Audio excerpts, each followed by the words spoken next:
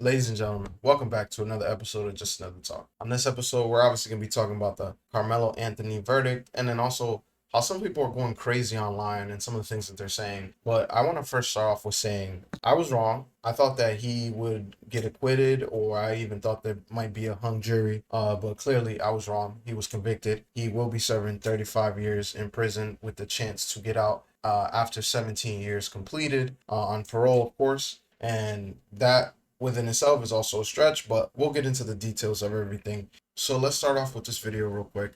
So they started off, Chris, by Uh-huh. pretty much saying, we hadn't heard this before earlier in the trial, saying Austin Metcalf had no authority to remove Carmelo Anthony from that tent. He had all the right to say, get off from under the tent, but he had no authority to physically move him, to make him move. He should have went and got a coach or something. That's what they were pretty much saying. So that was the initial highlight, and that was the whole narrative pretty much of their closing argument. And then, Chris, the biggest highlight to me towards the end, as they're trying to make headway with their closing argument here, was that we've heard about the hand in the bag situation with the phrasing, touch me and see what happens. Right. What the defense attorney phrased or demonstrated, he was saying that he's giving the jury a scenario. And he was saying that if I have my hand in my bag and I tell you I have Yeah. something in it, something potentially harmful, and I'm telling you to Is not that a touch me, threat or a you call warning? my bluff saying I don't have anything in it, and then you touch me, and then I pull the thing out and use it. That was a warning and not provocation. So that's how they pretty much ended their closing argument. That To clearly didn't which work. the prosecution got up to their rebuttal and said, do not let the defense turn a threat into a warning.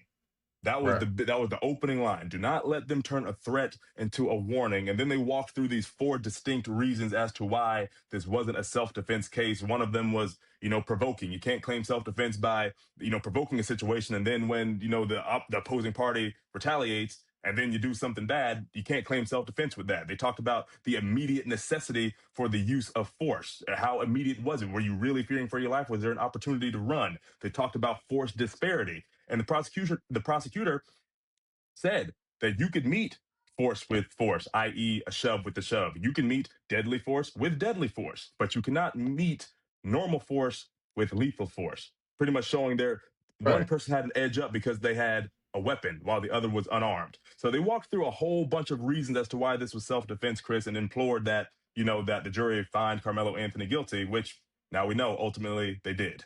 Yeah, and there were some strong words from the prosecution in those closing arguments. Like I have here that just, him bluntly saying, the prosecutor, you don't get to meet a shove with a stab, especially if Mm-hmm. you provoke the shove. And I feel like Mm-hmm. that was kind of, and might be saying something obvious, like really at the heart of this trial, because, a lot that the defense talked about was kind of pushing back on the tent culture part of it with the Mm-hmm. prosecution, where on the state side of it, it was, well, if you're a member of the opposing team, you don't go under a tent. And then the defense kind of pushed back on that, saying like, well, Hey, everybody, it's Mark Kelly. I'm here with John Ossoff here in Georgia because this is the Dumbass most commercials. important Senate race this election cycle.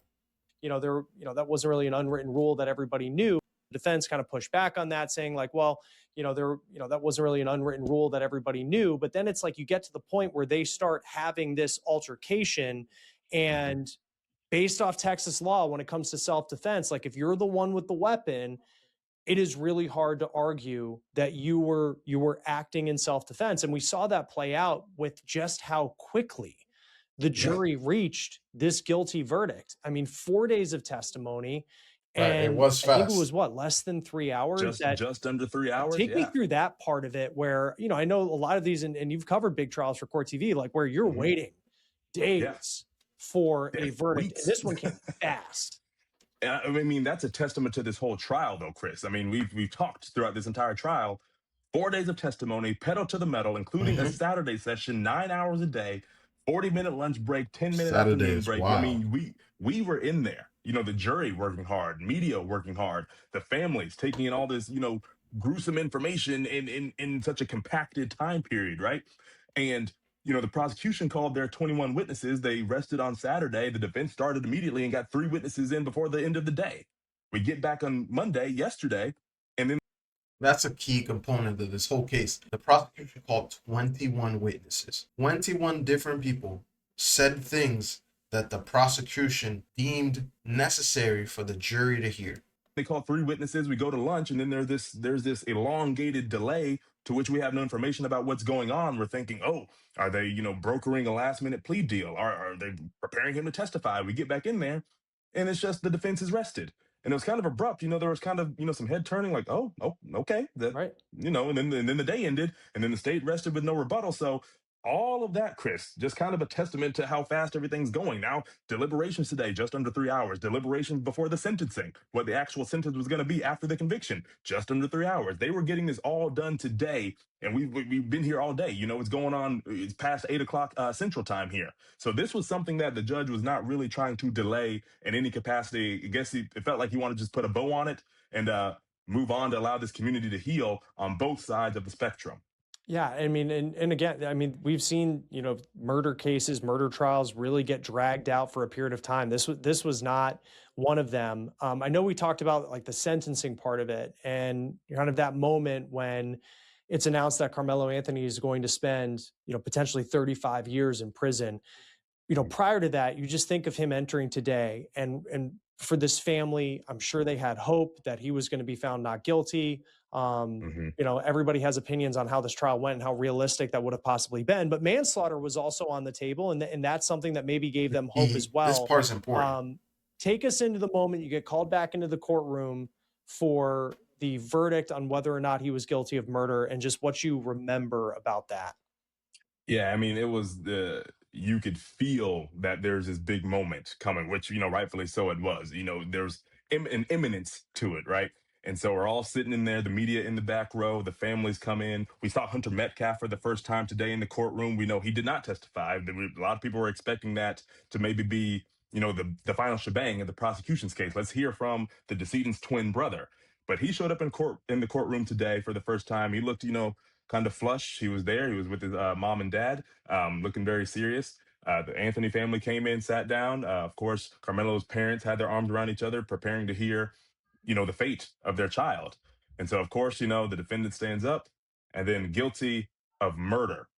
A lot of people, a lot of speculation online saw, an out with the manslaughter. Maybe he acted recklessly. Of course, we have a dead child over here, but maybe there wasn't enough premeditation. Maybe it was something in the moment, just a horrible mistake. It happened to be the biggest mistake on earth, but maybe it was that. But this jury decided that no, there was intentionality. That's something that the prosecution harped on: intentionality by another human to take another human's life or cause bodily harm that will cause death.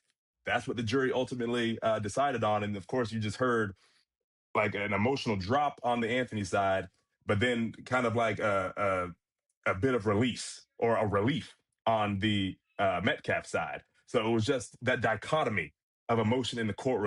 And that right there for me is the point of contention that I had at first, which was like, okay, can they prove that it was intentional and that he meant to cause bodily harm that leads to death? That's probably the hardest part to prove when it comes to murder. Apparently, the argument on the prosecution side was good enough for the jurors to be like, yeah, we think he premeditated it, or at least in the moment attempted to harm him to the extent of causing death. And then you saw Carmelo Anthony kind of drop his head, just seemingly in disbelief. And I'll walk you through it, Chris. So you get the whole, you've been reprimanded by the state. You're now in custody of the state.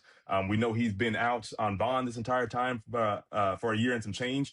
So he walks out, and then we immediately start to go into the penalty phase. And so he was out for a few minutes, and they walk him back in. And the way he was walking out, Chris, his back is to me when he's walking out. And his parents are right there to his right. I can't really see his face walking out, but when he comes back in, Chris, you can clearly see that he'd been crying, and he had this just bewildered facial expression, and his eyes were really wide, and his jaw was just hanging open. It is almost like it's real Yeah, now, of which course. of He course about has to do been real this whole 35 years. time. But when you're out on bond, house arrest may not seem as real as I'm not going to be able to go back and give my mother a hug anymore, things like that. So I'm sure all of that weight, the gravity of what's really settling in, like, this has happened. And when you're out on bond, leading up to the trial, you still have the hope. There's still, the case hasn't been put on. I'm sure the hope, of course, was still there.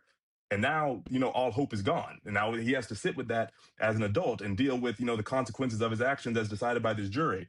But it was just a real, again, you could cut the tension with the butter knife inside the courtroom, Chris.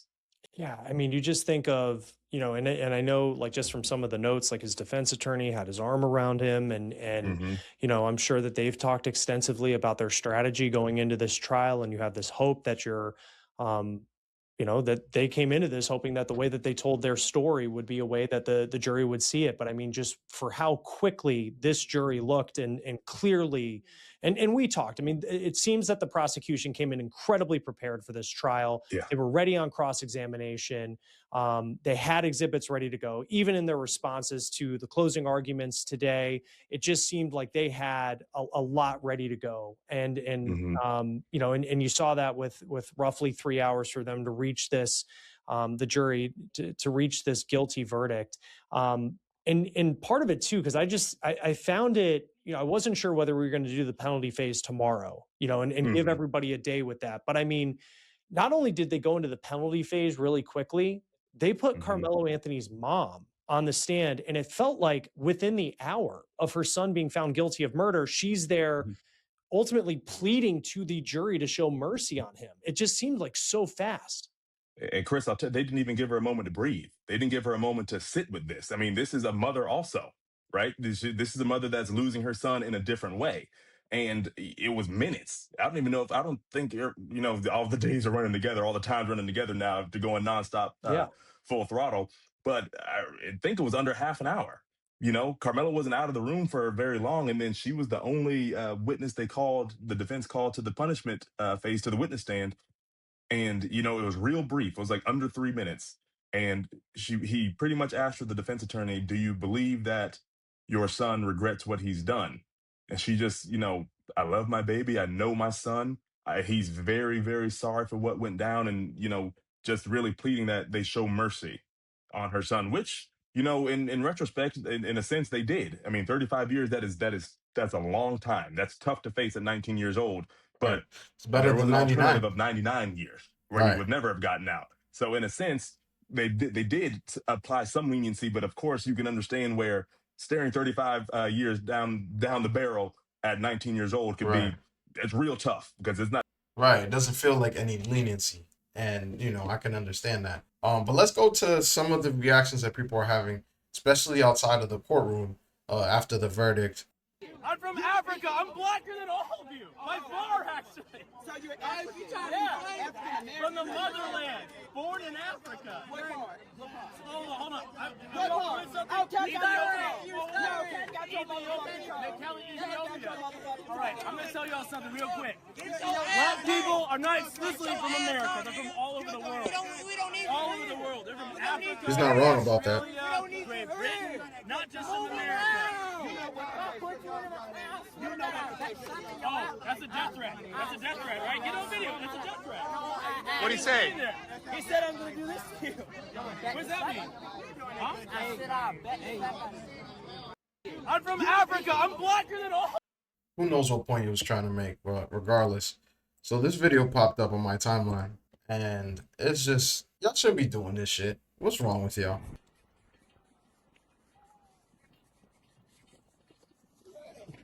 Hey, wasn't you on jury selection? No, he wasn't. No, he wasn't. Seriously. No, he wasn't. He wasn't. He was on jury No, he selection. wasn't. He's a vet, dude. He's Oh. a vet. He's a vet. He ain't been on jury selection. I ain't worried about that. Fuck you. You gonna die. Quit, dude. You on jury? Wasn't you on jury No, selection? he wasn't. He wasn't. You on jury He selection? wasn't. You was on jury selection? No, he wasn't. Just dumb. Oh, Straight dumb. not Why? for Anthony. Not for Carmelo Anthony. Oh. All right, my beat. I thought you was on jurisdiction for my beat. Why are we doing this shit? This is dumb. He need to go to jail. You see his profile there. This is another young lady outside of the courtroom. Jumping out, just them everywhere.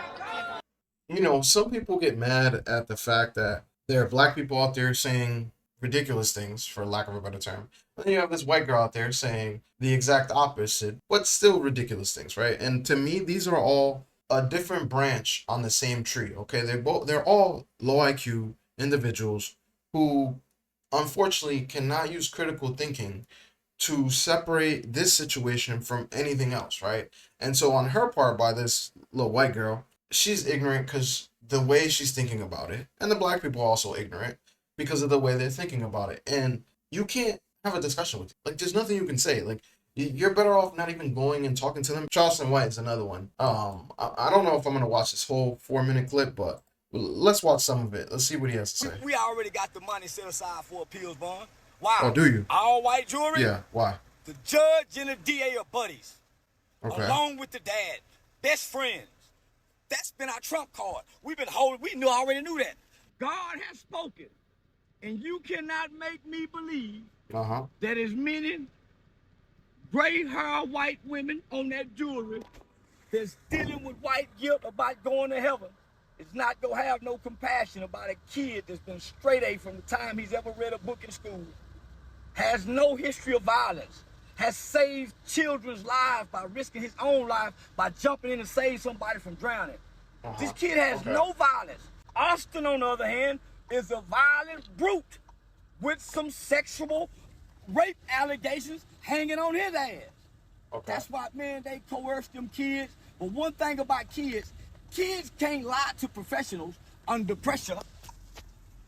When you was told, when you gave a statement in the beginning, you can't come back and amend it later and say, well, I meant.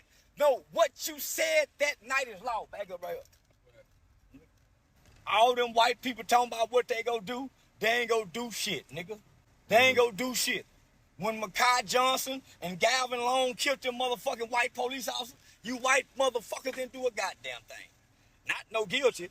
If you think they're gonna find him guilty and they just put manslaughter on as a charge and it wasn't on there in the beginning, you don't know law, cracker. You like the dumb white boy that had the whip. He can't spell either, nigga.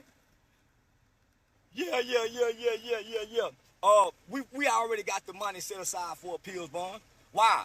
All white jury, the judge and the DA are buddies. Along with the dad. Best friends. That's been our trump card. We've been holding, already knew that. But we wanted everything to play out how they had it. I can't wait till I walk. The family, we waiting on each other. Yeah. I've been riding with the family, nigga, since day one. I'm sorry, since day 5. White people mad because they poor. Nigga, I wouldn't give a damn about what happened. I got a show tomorrow. I'm getting rich out here off content creation. All you white people, you're still going to be fucking poor, struggling with gas prices. Say, big dog. Hey, just talking shit. Now, the part about Carmelo Anthony saving a kid, that's actually true. I wasn't able to find the article, but I found a picture that someone took of the article. And I'll put it up on screen. This was a Facebook post. So, I mean, it could be false. Maybe. I don't know. Not sure. But this is the article. This is the Facebook post. Carmelo saved a child from drowning. The mother of the child spoke out today. And so that's obviously Carmelo's picture there in the middle, right here where my cursor is, which is interesting nonetheless. But what you did at that point in time isn't something that you can use as currency to save you from what he just did. So nice sentiment. Yeah, he was a good student. I think he had like a 3.8 grade level. But even with all those qualifications, that doesn't change the fact of what he did. And those actions unfortunately require consequences. Carmelo Anthony supporters. Yeah. I forgot, and the twin brother would have been with him. Fuck you see. They should have both been arrested. They both should have been dead. The both brothers. Both of them should have been dead. You ask me? Don't record me. I asked you not to record me. Yeah. Craziness. Different branches on the same tree. They're all ridiculous down there. Here's another one. Let's see what she has to say. Maybe she has something better to say. I don't have an opinion. I don't have an opinion. Just like Karmelo was doing. I'm glad you just said that. That's what Karmelo was doing. Protecting his motherfucker. I don't have an opinion. Crazy. Let's see what this lady has to say. See if it's anything productive. Where y'all white people at? If you love Austin, you would be here. Oh, okay. But because you don't care, it's funny than a motherfucker. Where's Austin's body? No! I'll talk. Y'all don't love Austin. You don't care about Hunter. Because if you did, you would really stand in solidarity, not online, but right here. So I gotta speak for your white baby. I'll do it. I'll conjure that baby and make sure he tells the real story. Bring your white people. I really want to see that support. Don't judge me. Because when I'm up, I'm up.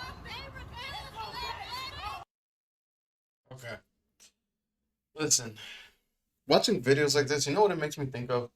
You think about the Salem witch trials and how they burned witches at the stake, and you know they would say, "Oh, they were crazy and they were, you know, they were doing witchcraft."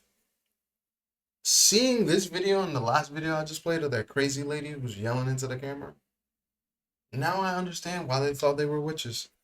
Yeah, now I completely understand. All right, let's see what this gentleman has to say. See whose side he's on.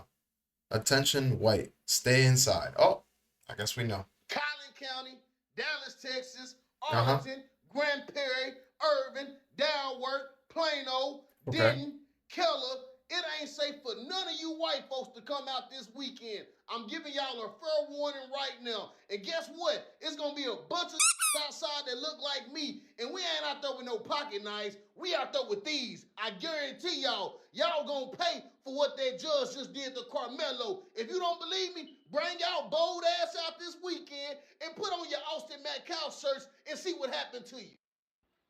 Nothing. Like, you're threatening a whole race of people. You know, white people make up 63% of America, only 14%. We don't claim him. White people, we do not claim this one. We do not claim him, okay? Do what you will with that information. This is crazy. It's like, what do you, you're going to blame all white people for what? And I don't even want to say for what the jury did, because the jury didn't do anything. They presented information and they ruled. They made the decision. That's it. Like, what do you expect them to do? You expect them to exonerate Karmelo despite all the evidence there was? I don't know. I don't get it. But let's see what, maybe this video gets better. What do you want us to do? What do you want us to do at this point? What? Nothing. I'm lost for words. I don't know what to do. I got 5 Stay boys. home. I don't know what. I ain't got nothing to tell them no more. You can't walk away no more. Rest in peace, Trayvon Martin. Let me ask you this right now. I hear. What do you want us to do? What does Trayvon Martin have to do? You know what? I'm not even gonna try. Oh man, the AI. I'm not even gonna play that. This guy, what is he doing? Unhinged supporter. Let's see. The judge as well in this case said it was not a case about race, but you cannot deny that just the facts of the case and what we've seen play out since then and what we're watching. Bro, we don't claim him. Look at him. What's wrong with him? We don't claim him. We don't. I don't care what anybody says. This was the press conference where Austin Metcalf just stood there. I mean, it's a tragedy on both ends, man.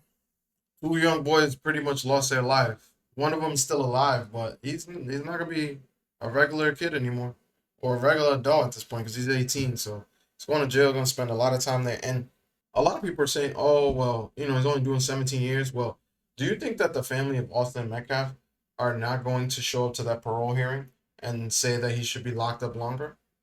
I think they are, and I think if they do show up, which you know most families do when it comes to violent crimes like this, I highly doubt that parole will be granted. So he might actually end up serving all 35 and maybe more, you know, depending on if he has good behavior inside or not. That's another thing that is definitely something that you got to think about in this situation. If he gets in trouble while he's in jail, you know, that could add to his sentence. See that. You're not gonna do shit with a man, and we see that. But Oh, this was the guy jumping around earlier. That's weak. That's weak. That's weak. You cannot do shit with a man. We see that. What's he even arguing?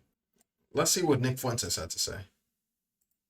I started to think about what are we going to do about this? People get very angry.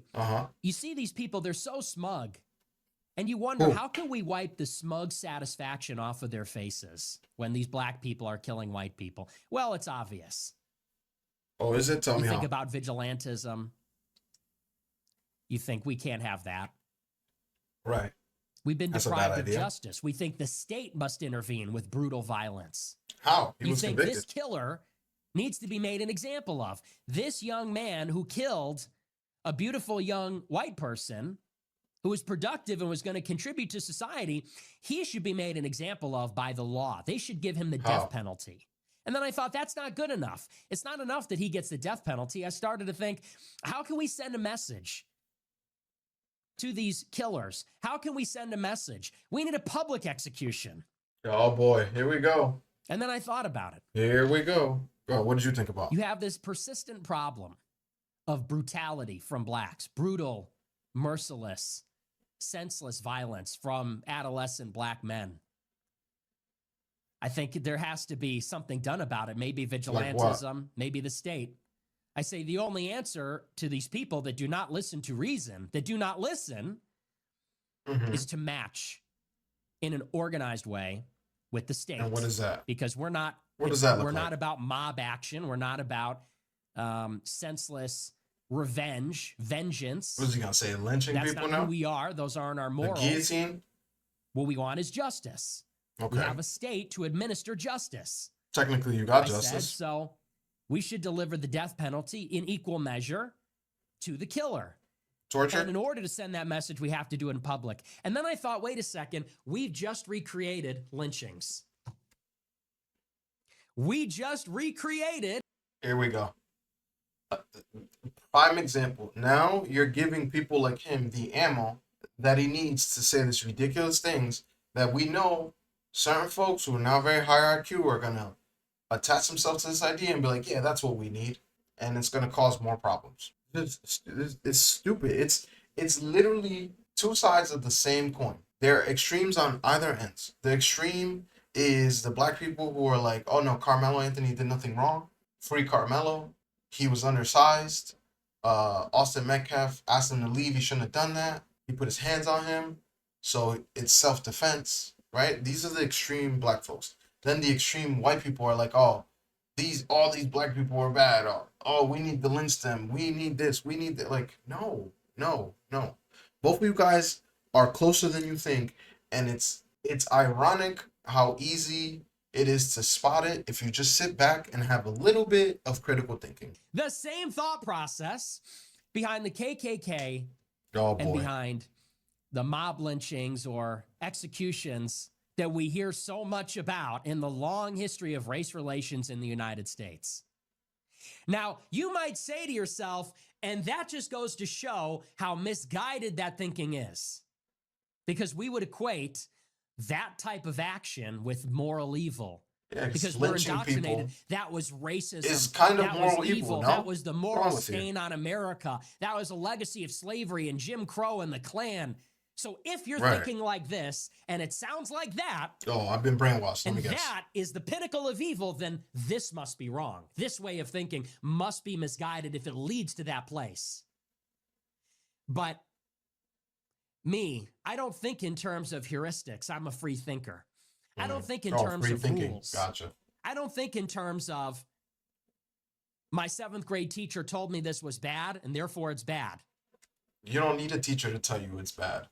Lynching somebody because of the color of their skin, or lynching somebody because you don't like that they're in your neighborhood, or you don't like them, is bad. You know, there's a part of me that does agree with a level of public showing when someone does something completely egregious, like touching a child, you know, hurting an old lady or old man, right? Those kind of things. I think we should come down extremely hard on people who attack the most vulnerable folks in our society. I flip the thinking on its head, and I think maybe we've thought about it all wrong. Yeah, of course you do. Yeah, I don't agree with that. That's just ridiculous. Oh boy, what do they have to say? I don't know this black dude's name, but he always has the wildest takes. I so don't agree with him. Dallas attorney Thelma Anderson reacts to Karmelo verdict. I want to know who this dude is. I don't remember his name. I'm gonna figure it out. But this dude right here, he's like the most annoying person when it comes to black people in America and white people are bad and all this other bullshit. It's like, bro, oh, Roland Martin, that's his name. I knew it. I knew it was gonna come to me. This dude is just, he's a I don't care. I'm gonna say it. First and foremost, Okay. What's up? the one thing that I would ask for people to do at this moment is pray for the Anthony family, because they have been legally lynched Oh for the boy. last Here we year. go. Here we go. And How? more so by this slaughterhouse of a courthouse, as well Okay. as the How is family that? of the Metcalfs. So You're gonna tell us how? the energy right now is very white supremacy. Oh, the energy, right? They have shown up to be the pigs that they display with hate. Okay. They are How was that? celebrating the loss of life and the loss of freedom. So that's the energy. Yeah, I mean, who wouldn't? If your kid was killed by another kid and the kid who killed your kid is going to prison, you wouldn't celebrate that? The inability to put yourself in someone else's shoes is beyond astonishing to me. I don't get it. Like, I don't see that as white supremacy. I don't see that as being a pig. I don't get it. Now, if you can give me evidence of them doing something that is, I guess, white supremacist, which I don't even know what they would be able to do to be able to call it that, but let's just say you could, then we can have the discussion. But just, I hate this shit. You're just throwing around these accusations with no foundation, no proof, no evidence, nothing. Just, oh, the energy was white supremacist. What the what's that even mean? We have a devastated family. Yeah, no shit. They're two Didn't devastated know that families. they was going to have to let their son go back into a holdover because They we have should an have known as a overzealous possibility. prosecutor Oh, who lied throughout this trial, who put on liars as witnesses 21 liars. Okay. in order to be a saving grace for the white community so that they can win an election. That's what we call That's that. what it feels like right now. We already see the prosecutor made clear that he wants it to be a long sentencing.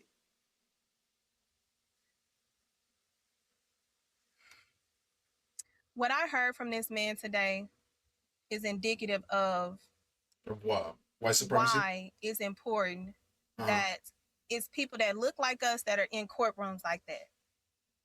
This man disregarded human life the entire trial. How? He invoked race. He equated Dallas County as being the ghetto, opposed to Frisco being safe. They propagandaed a photo of the deceased with black people around praying, saying this is community. They used us as a prop in order to pitch their lynching. This man has been known to be an overzealous prosecutor when it comes to us. He see us as what was the statement that free labor. That's what he see us as. Did he say I'm that? not surprised that this prosecutor, who has unethical background, would get up there. Is there proof of that? Do you have evidence? When he know that this was self-defense. It doesn't rise to self-defense. There's a law in place for it. Can you give me one example of what causes you to think this? Or is it just because the prosecutor did what's in his job description? It's like, can you be impartial, or you can't be impartial because you're black? I don't get it. I don't understand it. Let's watch this last video. Karmelo Anthony has been found guilty of murder out there in Cullen County, Texas, after the 2025 track meet incident in which he stabbed Austin Metcalf. Now, straight away, I'm gonna say it. This was a gross miscarriage of justice. Gross miscarriage of justice. This was not murder. Whether you believe the stabbing was right or wrong, it doesn't matter. Let's talk about what the law says. The law says that you must intentionally or knowingly cause someone's death. Right. This refers to when you get up in the morning and say, you know what, I'm going to go take this man's life. When you pull out a gun, you shoot him, you're trying to rob him, carjack him, something like that. That's a murder. You're missing the part where it says, or cause them harm that may lead to said death. Don't forget that part of murder. Manslaughter is when you do something reckless that causes someone to lose their life, like playing with a gun, it goes off, and then somebody gets shot. Neither of those things happen here. So stabbing him in the chest, you know, he didn't stab him in the stomach. He didn't stab him in the arm. He stabbed him in the chest.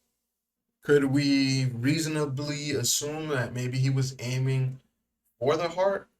I don't know. Again, I'm not trying to defend either side. I'm just trying to look at it from a perspective of understanding and being like, all right, well, I can rationally come to the same conclusion that the jury came to, which is clearly guilty. We know he did it. Wasn't even manslaughter. It's not even like, oh, well, give him manslaughter. Nah, this was self-defense. This is not guilty. Self-defense says you must reasonably believe that you are at risk of great bodily harm or death. Right. Now, if you're 5'8", 130 pounds, here comes Austin Metcalf, 6 foot tall, 215 pounds, and it's his brother and maybe 2 more people. You feel like you're in danger, you're at risk. That's self-defense. But they also had 21 witnesses who obviously didn't state that. So you're making an assumption here, my boy. Just like with Trayvon Martin, Zimmerman said, I was getting beat up too much by Trayvon Martin. So I had to pull my gun and shoot him, and he beat it. There's been countless cases like this, and it wouldn't Trayvon Martin's very different.